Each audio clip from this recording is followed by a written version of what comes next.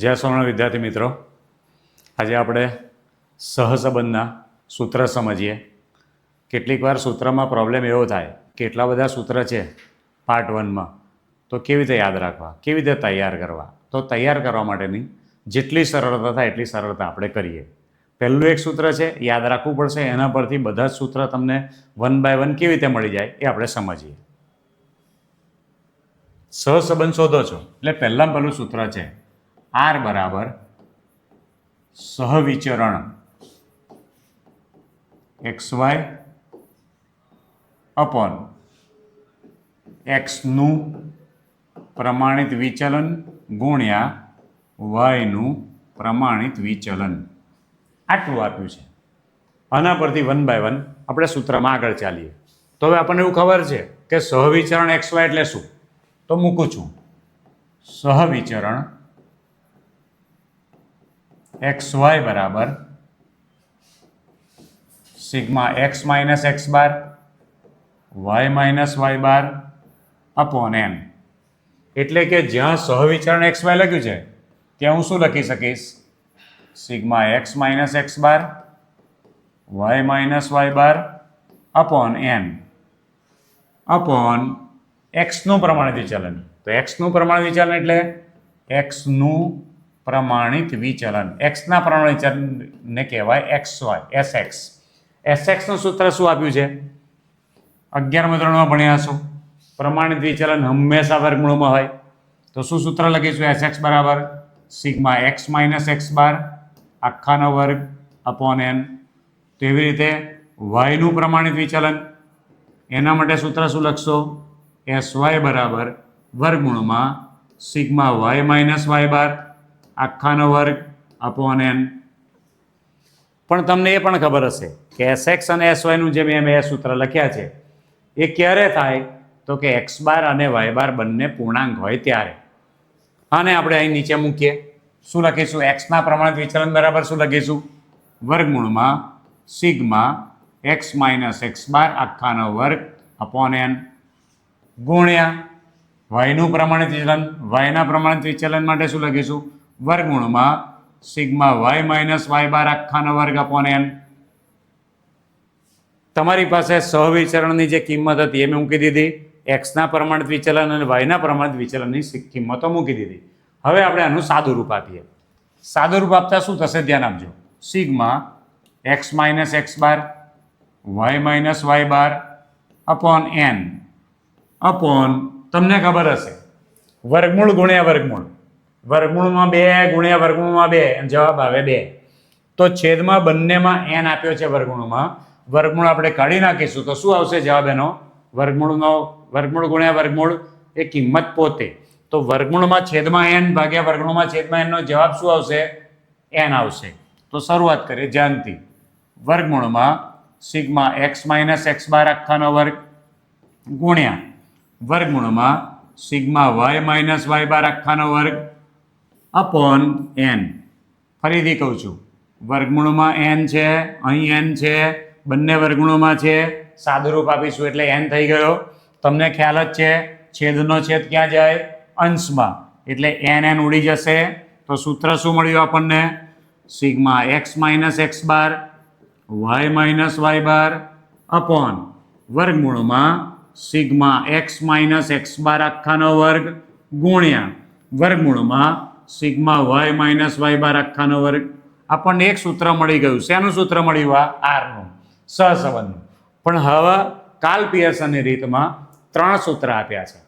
ત્રણેય સૂત્ર ગણવા માટે વારા પરથી તમારે એટલું એક્ઝેક્ટ યાદ રાખવું પડશે કે આખા સહસંબંધના ચેપ્ટરમાં જ્યારે પણ તમને x અને y બે ચાલ આપ્યા હોય ત્યારે પહેલાં તમારે કશું જ વિચાર્યા વગર x બાર અને y બાર શોધી કાઢવાનો. x બાર અને y બાર શોધો તો તમને એના પરથી 3 સૂત્ર મળે છે. એટલે પહેલી કન્ડિશન શું થઈ આપણી? x બાર અને y બાર શોધવું પડે. x બાર અને y બાર શોધી કાઢશો તો જ આપણને અંદરથી કિંમત મળશે. તો પહેલું હું લખું છું ધ્યાનથી. x બાર અને y બાર બંને પૂર્ણાંક હોય ત્યારે. આગલી સાઈડમાં આપણે સૂત્ર ભણ્યા. શું સૂત્ર હતું? R બરાબર સિગ્મા x માઇનસ x બાર y minus y bar upon વર્ગમૂળમાં સિગ્મા એક્સ માઇનસ એક્સ બાર આખાનો વર્ગ ગુણ્યા વર્ગમૂળમાં સિગ્મા વાય માઇનસ વાય બાર આખાનો વર્ગ. આ સૂત્ર ક્યારે લખીશું? બહુ જ પાક્કું ધ્યાન આપીશું. એક્સ બાર અને વાય બાર બંને પૂર્ણાંક હોય ત્યારે. ફરી એકવાર કહું છું, સહસંબંધના ચેપ્ટરમાં પહેલું એક્સ બાર અને વાય બાર ગણવાનું કાલ પિયર્સનની રીતમાં. એક્સ બાર અને વાય બાર પરથી આપણને 3 સૂત્ર મળશે. જો એક્સ બાર અને વાય બાર બંને પૂર્ણાંક હોય તો સૂત્ર તમને મળી ગયું. હવે કહે છે કે એક્સ બાર ધ્યાનથી અને અથવા અંદર કે લખ્યું છે અથવા વાય બાર એક્સ બાર કે વાય બાર અપૂર્ણાંક હોય ત્યારે. જ્યારે અપૂર્ણાંક હશે ત્યારે સૂત્ર શું આપ્યું છે આપણને? આર બરાબર n sigma x y minus sigma x sigma y upon વર્ગમૂળમાં n sigma x square minus sigma x આખાનો વર્ગ ગુણ્યા વર્ગમૂળમાં n sigma y square minus sigma y આખાનો વર્ગ. ક્યારે સૂત્ર લખીશું? આ એક્સ બાર અથવા વાય બાર અપૂર્ણાંક હોય અને કિંમતો નાની હોય ત્યારે. કિંમતો નાની હોય ત્યારે. હવે એક્સ બાર અથવા વાય બાર એક્સ બાર અથવા વાય બાર અપૂર્ણાંક હોય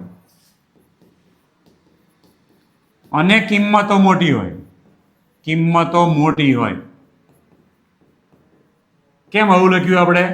તો આમાં સિગ્મા એક્સ વાય કરવાનું છે, એટલે એક્સ અને વાયનો ગુણાકાર કરવાનો છે. ગુણાકાર બહુ મોટા થઈ જશે. એ ગુણાકાર નાના કરવા માટે એમણે સરળતા આપી. જ્યાં એક્સ આપ્યો છે ત્યાં યુ આપ્યું, જ્યાં વાય આપ્યો છે ત્યાં વી આપ્યું. સૂત્ર શું બનાવ્યું એમણે? આર બરાબર ઉપરના સૂત્રના બેઝ પર જ n sigma u v minus sigma u sigma v upon વર્ગમૂળમાં n sigma u square minus sigma u આખાનો વર્ગ ગુણ્યા વર્ગમૂળમાં n sigma v square minus sigma v આખાનો વર્ગ. સમજાય છે? જ્યાં એક્સ છે ત્યાં યુ આપ્યો, વાય છે ત્યાં વી આપ્યો. આ બંનેમાં ફરક કેટલો છે? બંનેમાં પૂર્ણાંક છે. આમાં કિંમતો નાની છે, આમાં કિંમતો મોટી છે. આ રીતે તમને 3 સૂત્ર મળી જશે. 3 સૂત્ર પરથી તમારે આગળ દાખલા ગણવા પડશે. હજુ યુ મળશે, વી મળશે, બંનેનો ગુણાકાર કરશો એવા આખા દાખલા આપણે ગણવાના બાકી છે. પણ અત્યારે તમને સૂત્ર સમજાવું છું. એક્સ બાર અને વાય બાર પહેલા શોધવાનો. પૂર્ણાંક હોય તો સૂત્ર જુદું છે, અપૂર્ણાંક હોય કિંમત નાની હોય તો સૂત્ર જુદું છે, અપૂર્ણાંક હોય કિંમતો મોટી હોય તો સૂત્ર જુદું છે. આ સૂત્ર જે આપણે આપ્યા આ સિવાય કેટલાક વૈકલ્પિક સૂત્ર રહ્યા. કયા કયા? જેમ કે આપણે લખ્યું એસએક્સ.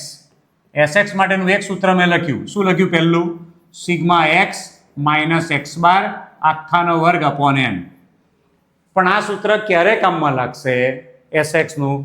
જ્યારે પૂર્ણાંક હોય એક્સ બાર અને વાય બાર ત્યારે. હવે આ પૂર્ણાંક છે, દાખલો તો આ સૂત્રથી પણ ગણી શકાશે, પણ સરળતા કરવી હોય, સ્ટેપ ઓછા કરવા હોય, બહુ લાંબી ગણતરીમાંથી દૂર રહેવું હોય તો જ્યારે એક્સ બાર કે વાય બાર અપૂર્ણાંક હોય ત્યારે એસએક્સનું સૂત્ર બદલાઈ જશે.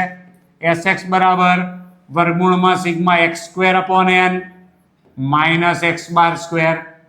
એવી રીતે અપૂર્ણાંક હોય ત્યારે એસવાયનું સૂત્ર બદલાઈ જશે. વર્ગમૂળમાં sigma y square upon n minus y bar square.